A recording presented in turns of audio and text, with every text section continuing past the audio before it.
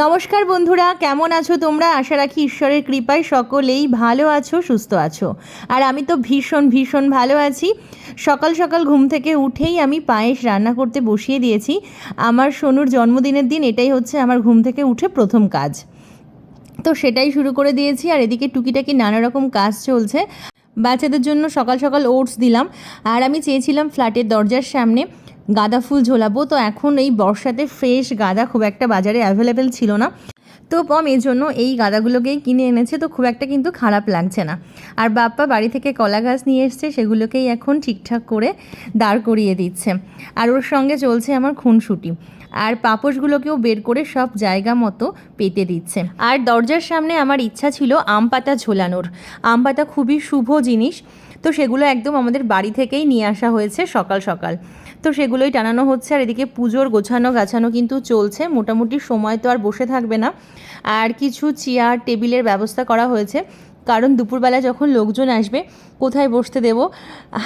লোকজন নেমন্তন্ন করে তাদের যদি বসতে দিতে না পারি, তো সেজন্যই এই ব্যবস্থা। তো এই হচ্ছে ফাইনাল লুকস। তো কেমন লাগছে তোমরা জানিও। আমার স্নান হয়ে গেছে, এবার টুক করে একটা শাড়ি পরে চলে আসব।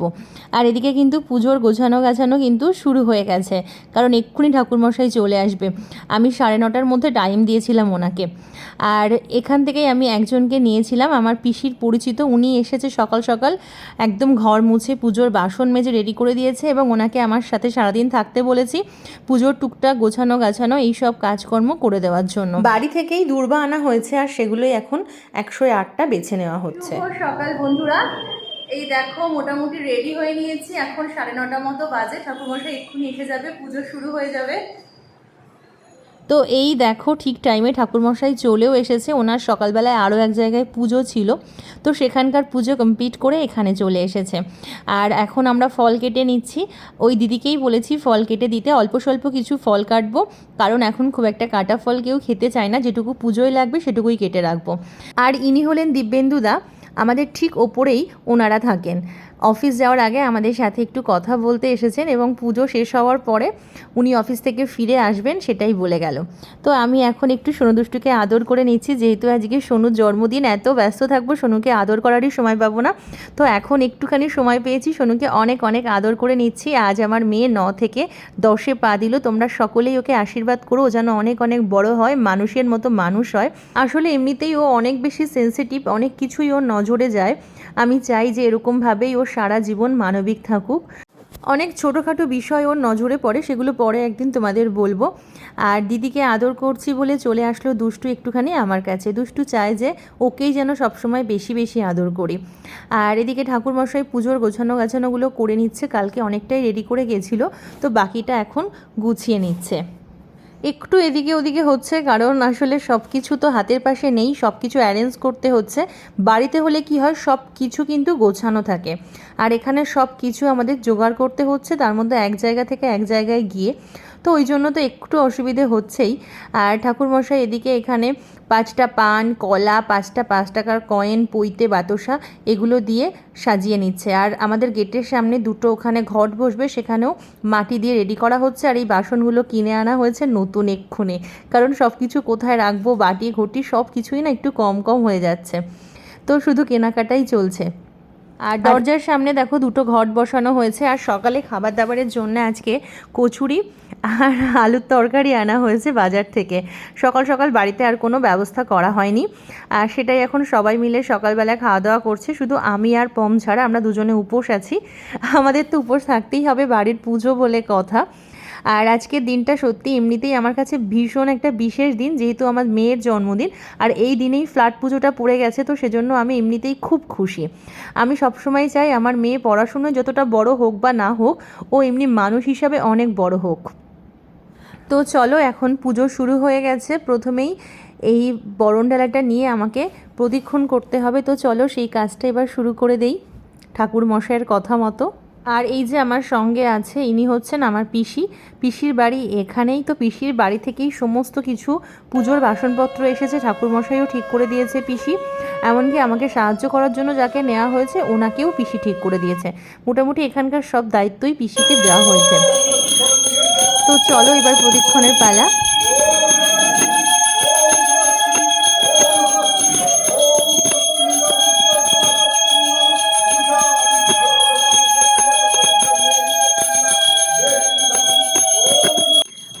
প্রত্যেকটা ঘরে প্রদক্ষিণ করার সময় বা যখন এই প্রথম পা রাখছি বা পা ঘরে দিয়ে ঢুকতে হয়, এই সমস্ত আচার নিয়ম করার সময় পিসি আমাকে মনে করিয়ে দিচ্ছিল যে মা লক্ষ্মীকে স্মরণ করতে।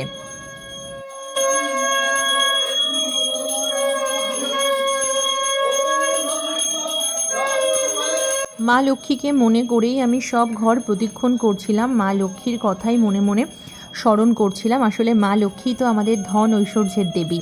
মা লক্ষ্মীকে আমরা চাই সবসময় আমাদের পরিবারে বেঁধে রাখতে, এবং মা লক্ষ্মী যেন অচলা হয়ে আমাদের সংসারে অধিষ্ঠান করে, এই কথাই আমি মনে মনে চিন্তা করতে করতে আমি সব ঘরে প্রদক্ষিণ করছিলাম। প্রতি বৃহস্পতিবারেই মা লক্ষ্মীবার, আর শুক্রবারটাও কিন্তু ভীষণ শুভ দিন, মা লক্ষ্মীর জন্মদিন। সেই দিক দিয়েও দিনটা আজকে ভীষণই ভালো।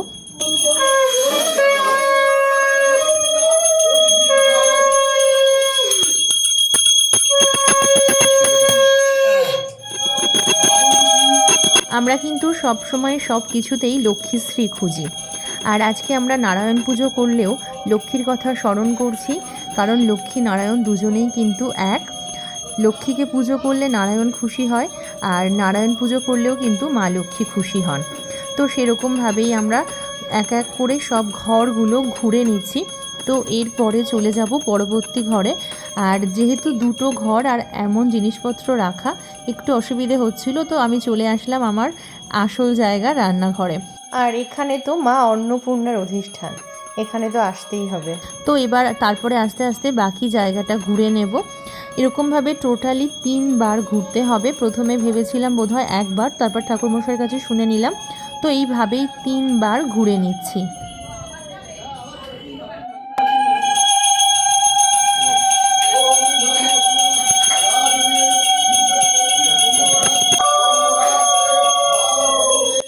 আস্তে আস্তে সবাই আসতে শুরু করেছে, বেশ ভালোই লাগছে, বাড়িটা বেশ জমজমাট হয়ে উঠছে। বসিরহাট থেকে অনেকেই চলে এসেছে, আর আস্তে আস্তে দুপুরের দিকে আরও সবাই চলে আসবে।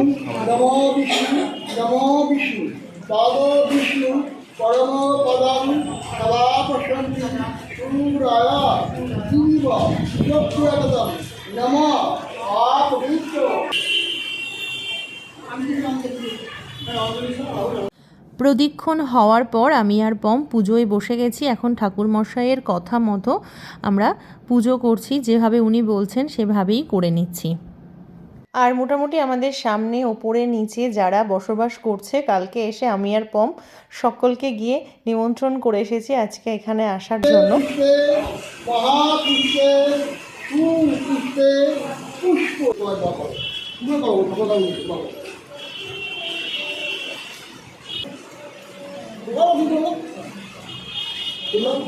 ওম হিং ওরা আসলে যেখানে বকর তো সেখানে চলে গেছে। ওম হিং আধার সপ্তাহ কবরসনায় নমঃ। আধার সপ্তাহ কবরসনায় নমঃ। কবরসনায় নমঃ। দেবিতাং কৃষ্ণাং গীত তন্ত্রের ধর্মাং নিত্যং পবিত্রং নমঃ। মধ্যে নারায়ণ নমঃ।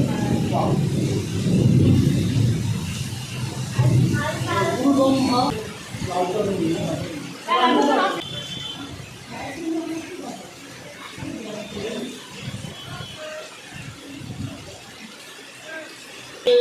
বিষ্ণু তেজসে জগত চরিত্রে সুচার চরিত্রে কর্ম দায়িনে নিধন অর্ধম সুভগত সিদ্ধেশ্বর পূর্বদা লিখে পুরো প্রশংসা লিখে না।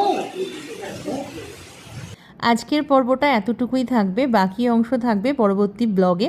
তো কেমন লাগলো তোমরা অবশ্যই কিন্তু কমেন্ট করে আমাকে জানিও, তোমাদের প্রত্যেকটা কমেন্ট আমার কাছে অনেক মূল্যবান।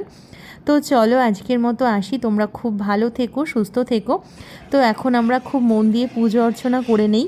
তোমাদের জন্য অনেক ভালোবাসা, শুভ কামনা। তোমরা প্রত্যেকেই এভাবে আমার পাশে থেকো আর অনেক অনেক ভালোবাসা দিও। তো চলো নেক্সট পর্বে আবার তোমাদের সাথে দেখা হচ্ছে। টাটা।